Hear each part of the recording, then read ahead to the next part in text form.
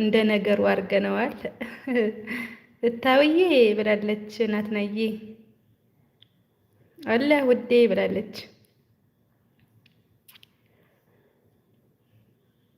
እንዴት ናችሁ ታዲያ? እንዴት ነው ምሽቱ? እንዴት ነበር? ናትናዬ ጨርሰሽ ነው የመጣሽው ወይስ በሌላ ነው የመጣሽው? የኔ ውድ እንግዶችሽ እንዳይበዙንብሽ።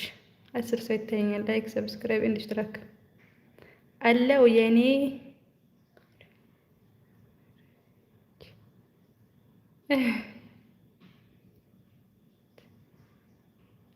አለው የኔ መራች ምንድን ነው?